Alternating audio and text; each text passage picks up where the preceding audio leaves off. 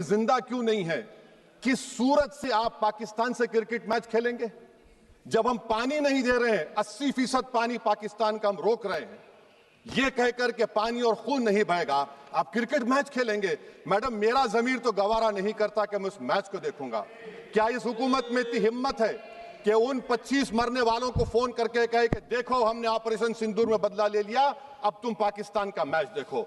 बड़ी अफसोस की बात है मैडम, अकाउंटेबिलिटी किस पर है? पहलगाम किसने किया?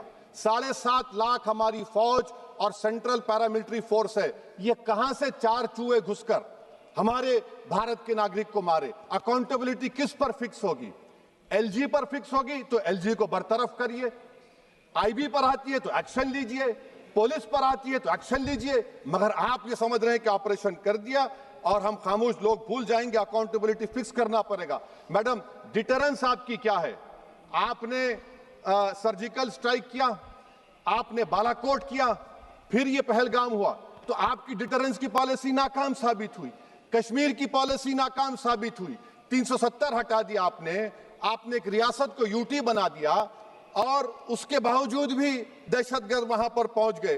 तो और अफसोस मुझे इस बात का होता है मैडम कि पाकिस्तान को हम जानते हैं, पाकिस्तान और इजराइल इस पूरी दुनिया में एक फेल्ड स्टेट है और पाकिस्तान के आर्मी चीफ को, जिससे हमारे स्ट्रेटेजिक रिलेशनशिप है, जिसको अपना दोस्त कहते हैं, उस देश का प्रेसिडेंट उस शख्स को बुलाकर खाना खिलाता है अपने साथ जिसके भाषण से हमारे लोग मारे गए थे। तो क्या आपकी खारजा पॉलिसी कामयाब हुई? आप देख लीजिए। अच्छा, हमारे देश में एक ऐसी तंजीम है जिसका वजूद नफरत की बुनियाद पर और मजहबी अज़वियत को फैलाने के लिए बनाया गया। उनको तकलीफ है सेकुलरिज्म से, सोशलिज्म से, मगर हमारे संविधान के प्रियम्बल में लफ्ज सॉवरेन है। सॉवरेन का मतलब यह है कि हम खुद मुख्तार हैं, हम हाकिम आला हैं, हम अपने मुल्क के मुकद्दर का फैसला करेंगे। एक गोरा व्हाइट हाउस में बैठकर भारत की सीज फायर का ऐलान करेगा, यह आपका नेशनलिज्म है। अफसोस होता है मुझे सर। मैडम, मैं आपसे पूछना चाह रहा हूं कि अगर एक चचा सैम ऐलान कर रहे हैं तो हमारी फौज पर क्या असर पड़ा होगा? हमारे उन पायलटों पर क्या असर पड़ेगा जो नहीं मालूम कितनी ऊपर आसमानों पर भारत की हिफाजत कर रहे हैं? वो नेवी का सिपाही जो समंदर में खड़ा हुआ है, उसको यह नहीं मालूम हो रहा है कि मेरा प्रधानमंत्री ऐलान नहीं किया, एक गोरे ने ऐलान किया। बड़ा ये आपके कैसा होगा ये? मैडम, मेरा सवाल हुकूमत से यह भी है कि हम कोई एडवर्सेरियल कंट्री नहीं है अमेरिका के लिए, हम दोस्त हैं, स्ट्रेटेजिक रिलेशनशिप है। क्या क्या एग्रीमेंट हमने साइन नहीं किया, तो क्या ये दोस्ती निभा रहे हैं? मैडम, मैं हिस्टोरिकल एग्जांपल दे रहा हूं, क्रुश्चेव और टीटो। क्रुश्चेव ने दबाव डाला, टीटो ने कहा मैं नहीं मानता, मैं नैम ज्वाइन करूंगा।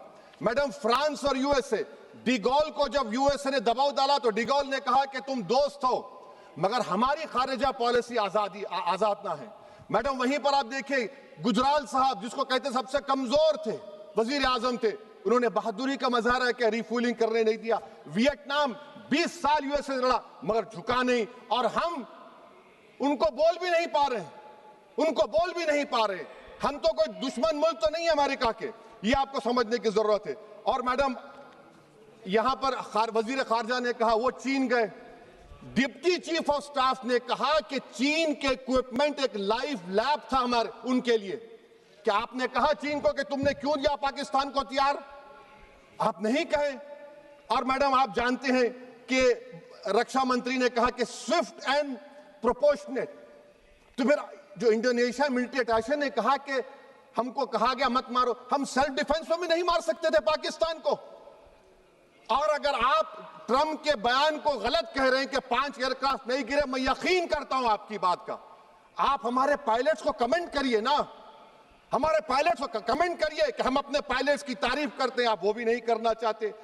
मैं हुकूमत से जानना चाहता हूं मैडम कि क्या फ्रांस ने हमको सोर्स कोड नहीं दिया जिसकी वजह से हमारे एयरक्राफ्ट को क्या नुकसान हुआ? अब मुस्तकबिल में आप हथियार खरीदेंगे तो क्या आप सोर्स कोड हासिल करेंगे? और मैडम, मैं आपको बताना चाह रहा हूं, मेरे सवाल का जवाब हुकूमत दे। हमारे पास सैंक्शन जो स्क्वाड्रन है 42 है, 60 साल के बाद सिर्फ 29 काम कर रहे हैं। पाकिस्तान के पास 25 हैं, चीन के पास 50 से ज्यादा हैं। 11 साल से आप सरकार में हैं, सबमरीन नहीं है, थर्ड एयरक्राफ्ट कैरियर कहां पर है? आप बताइए। और मैडम FATF में लाना पड़ेगा आपको। अगर आप विश्व गुरु हैं तो हम आपको चैलेंज कर रहे हैं, आप G7 के कंट्रीज को, GCC को और चचा सैम को राजी कराइए कि पाकिस्तान को, मैडम खत्म कर रहा हूं, FATF में दोबारा